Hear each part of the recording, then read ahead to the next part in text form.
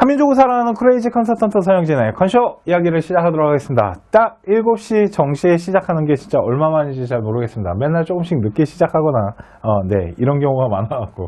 자, 오늘 저희가 준비한 방송은 바로 약학대학에 대한 방향성에 대해서 이제 좀 설명을 해드릴까 합니다. 자, 이게 이제 약학대학 같은 경우는 일반 학과 4년제에다가 이제 플러스 2년제로 묶여가지고 피트 시험을 보는 라인으로 대학원 라인이었는데 2022 학년, 그러니까 지금 고등학교 1학년에서 2학년 올라가는 학생들, 지금 이제 2학년 학생들이죠. 2022 학년부터는 약학대학이 다시 부활합니다. 그래서 피트 시험을 안 보는 한 6년제 시스템으로 갈 것 같은데 어느 정도 수준일까요? 도대체 뭘 준비해야 될까요? 제가 생각했을 때 약학대학은 엄청난 인기학과가 될 거라는 생각이 듭니다. 왜 그럴까요? 그 부분에 대해서 설명을 한번 해드리도록 하겠습니다. 자, 제도가 좀 변했어요. 제도가 변했는데 현행 제도 같은 경우는 2 플러스 4년제 대학이라 그래서 총 6년의 대학 생활을 하게 되는데 이게 이제 대학 학과를 2년을 한 다음에 피트 시험이라 미쳤나봐. 그 이제 약학대학으로 가서 그 피트 시험을 통해서 약학대학원에 이제 들어가게 되는데 보통은 대부분의 이제 가장 많은 지원이 이루어지는 학과는 일단 화학과다라고 보시면 됩니다. 그래서 그런 얘기가 있어요. 서울대학교 화학과를 들어가잖아요. 그러면 10명 중에 한 6명에서 8명 정도는 약학과로 가더라. 그래서 화학과 교수가 겁나 싫어한다라고 보시면 됩니다. 그래서 저희가 컨설팅을 진행할 때 2021 학생들 같은 경우는 아직 약학대학이, 그러니까 약학학과가 있는 게 아니에요. 피트 시험을 통해서 약학대학원을 가는 요 시스템은 2022 학년부터 시작이 되는 거고, 이번에 이제 고등학교 3학년 아이들 같은 경우는 2021 학년 아이들은 약학대학원, 지금 여기 보여주고 있는 현행 제도대로 간다라고 보시면 돼요. 근데 대학원 피트 시험을 보거나 이렇게 면접 같은 거를 볼 때 일단은 화학과 아이들이 가장 유리하게 좀 진행이 되다 보니까 지금 이제 2021까지는 화학과가 되게 인기과다라고 보시면 되고요. 화학과뿐만 아니라 어떤 바이오 시스템이나 이런 의생명 이쪽도 피트를 보고 약학으로 가는 경우가 있지만 가장 많이 준비를 하는 라인은 역시 화학과다. 그렇기 때문에 이 얘기대로라면 화학과도 약간의 2022부터는 변화가 좀 있지 않을까라고 생각을 합니다.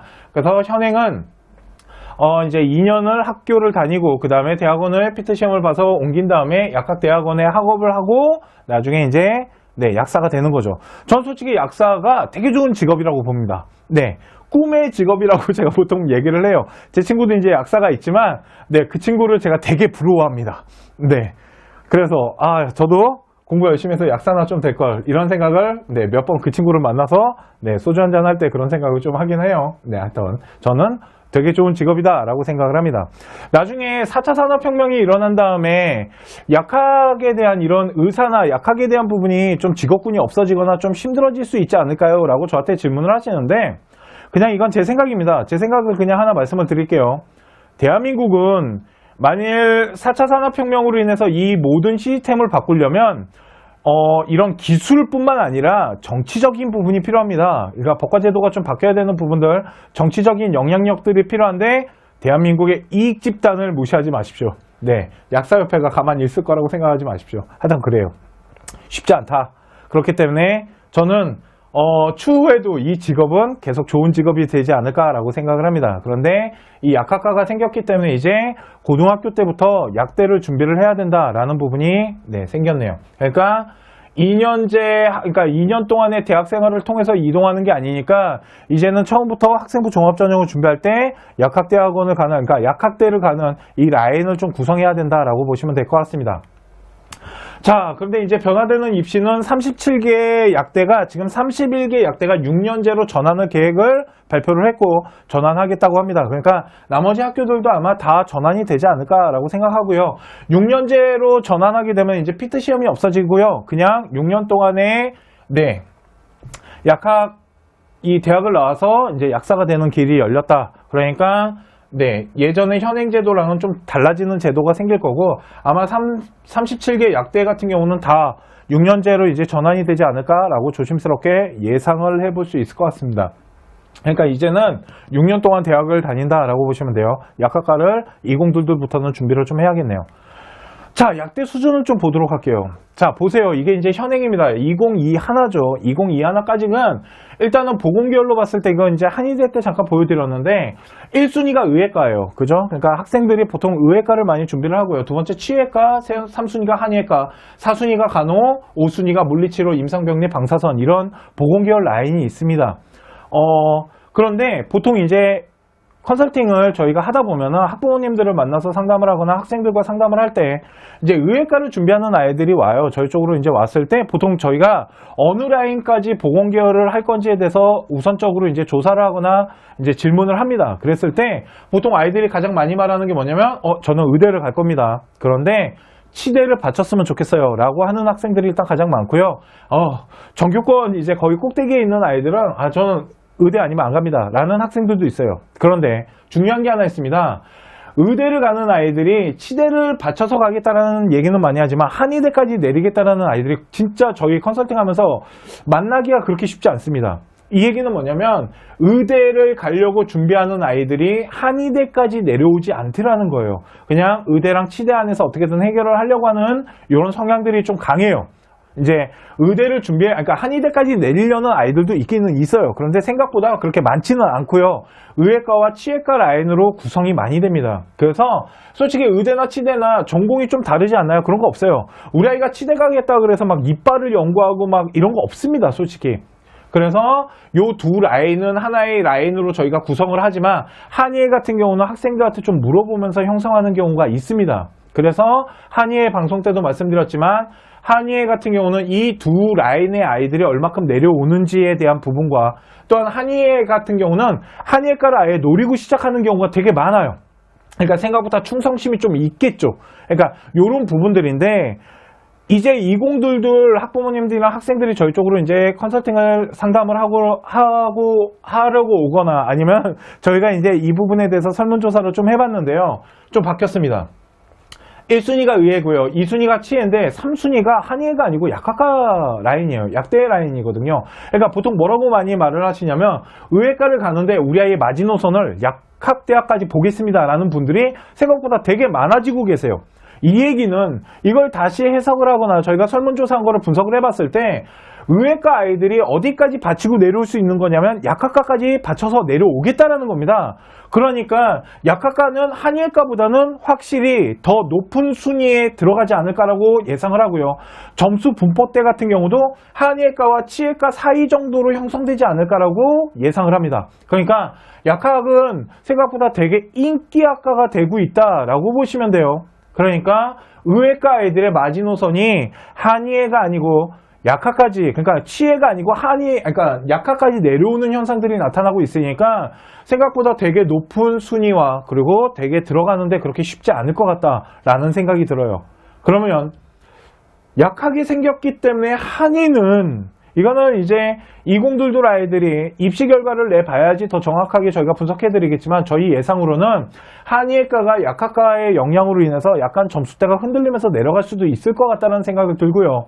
혹시 지방에 지역 인재를 준비하는 학생이 한의학과를 준비한다면 최저에 대한 부분이나 교과 내신이 약간 더 무너져 내릴 수도 있기 때문에 이런 부분들도 좀 잘 체크를 하셨으면 좋겠습니다. 그래서 한의학과랑 약학과를 저희가 한의학과를 방송을 해드린 이유가 이 약학대학이 생기면서 파생되는 부분들이나 그리고 한의학과 문과나 이과나 이렇게 이제 준비하시는 분들이 워낙 많다 보니까 이 부분에 대해서 한번 보여드린 거고 약학과가 이제 들어올 때는 아마 한의학과에 대한 이 비중도가 그러니까 조금 점수대가 좀 내려가지 않을까. 학종도 마찬가지고요.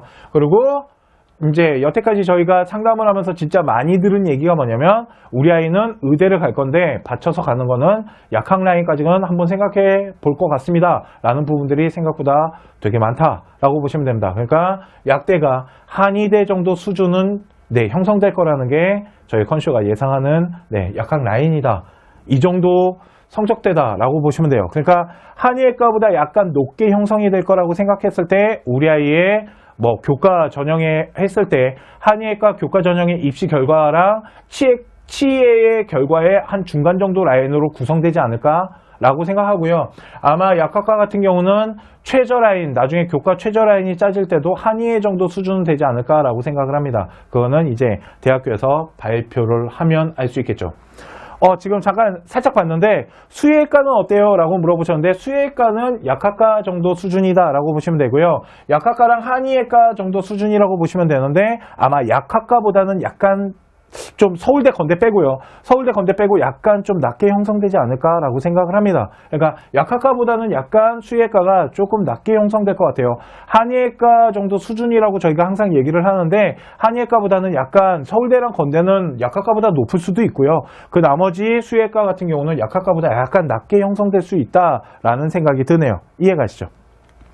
자, 그러면 의대 라인이랑 좀 동일하게 생각하시면서 약학을 준비를 하시면 좀 좋을 것 같은데요. 이게 무슨 말이냐면 이제 대학교가 이제 약학을 가지고 있는 대학교들이 발표를 할 겁니다. 근데 뻔해요. 어떻게 발표할지가 눈에 보입니다. 첫 번째, 서울권에 있는 학교들은 교과 전형보다는 학생부 종합 전형을 중심으로 선발을 할 겁니다. 의대랑 거의 비슷하게 선발 라인이 형성된다라고 보시면 될 것 같아요. 그래서 서울권에 있는 대학교들은 학생부 종합 전형으로 좀 선발하는 인원이 많을 거고요.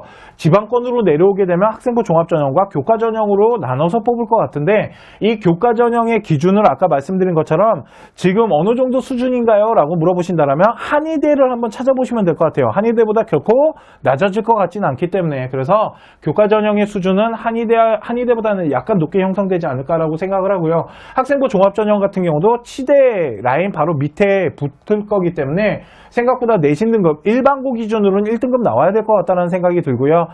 특목고 같은 경우도 뭐 한 3등급 정도, 그러니까 좀 이름 좀 되는 이런 전국자사를 기준으로 했을 때 한 3등급에서 2등급 때 한 중반 정도는 나와야지 좀 할 수 있지 않을까라고 생각하고요. 최저 라인은 한의대 정도 수준이지 않을까라고 예상을 합니다. 그러니까 그냥 그렇게 생각하시면 될 것 같아요. 우리 아이가 이제 약학대를 준비를 할 거예요 라고 했을 때 어느 정도 수준인지 찾아보실 때는 한의대를 기준으로 한번 찾아보시면 좋을 것 같다라는 생각을 하고요. 치대랑 한의대 정도를 찾아보시면 이 정도 수준이 될 수 있겠구나 라고 생각하실 수 있지 않을까 라고 생각을 합니다. 자, 그러면 약학대학은 도대체 학생부 종합전형은 어떻게 준비를 할까요? 아까 교과전형은 말씀드렸죠. 교과전형 같은 경우는 주요 과목을 기점으로 저희가 생각하는 이제 예상 점수는 이제 대학마다 조금씩 차이는 나겠지만 그렇게 큰 차이를 낼 것 같진 않아요. 어떤 이제 약학 라인도 메이저급들이 나타날 거고요. 그러면서 이제 상중하 대학 라인이 형성될 건데 교과 전형으로 만일 선발하는 학교들이 있다라면 아마 한 1.5, 한 1.4에서 1.6 사이 한 그 정도로 형성이 되지 않을까. 그리고 최저 라인을 맞춘다라는 전제 조건 대신 지역 인재는 좀 그렇지 않을 수도 있다라는 생각이 드네요. 솔직히 제가 약학대학을 준비하는 데 있어서 과고 아이들 있잖아요. 과학고등학교 아이들이 유리할지 불리할지를 아직 생각을 잘 못 해봤습니다. 그런데 의대 가는 거는 과고 아이들이 저는 그렇게 유리하다고 생각을 안 하는 컨설턴트인데 약대는 되게 유리할 수도 있다라는 생각이 좀 듭니다. 자, 그러면 준비에 대한 방향성에 대해서 이제 좀 설명을 좀 해드리도록 할게요. 그러니까 기본적인 겁니다. 그리고 여기 왜 편집이라고 써져 있는지 아십니까? 이거는 라이브 보시는 우리 회원님들에 한해서만 보실 수 있는 겁니다. 이거를 저희가 녹화방으로 오픈할 생각은 없어요. 왜 그러냐면 아직 구체적으로 뭔가 말씀드리기가 좀 어려운 부분도 있겠지만 그거는 나중에 약대 준비 다시 하면서 더 구체성 있게 말씀을 드리기 위해서 편집하는 겁니다.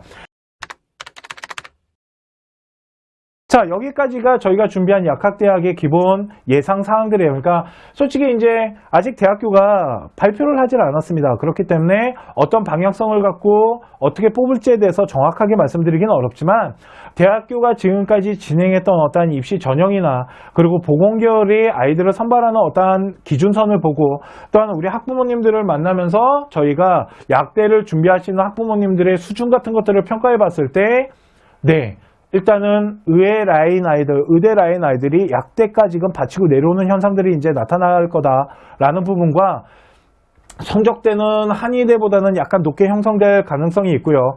결국은 아이를 뽑을 때는 학생부 종합전형 아니면 수시는 교과전형으로 뽑을 겁니다. 당연히 정시는 인원을 늘린다고 하니까 그 부분에 영향을 또 받고 가는데 정시 성적도 제가 생각했을 때 한의대 기준으로 보셨으면 좋겠고요.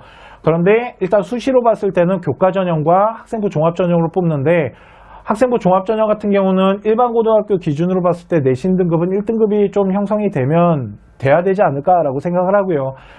교과 전형 같은 경우는 한 1.4등급에서 1.6등급 사이로 아마 교과가 형성되지 않을까라고 생각을 합니다. 자, 오늘 저희 컨쇼가 준비한 대학에 대한 부분은 여기까지 해드리도록 하고요. 잠깐 쉬었다가 1대1 상담 질문 받도록 하겠습니다. 감사합니다.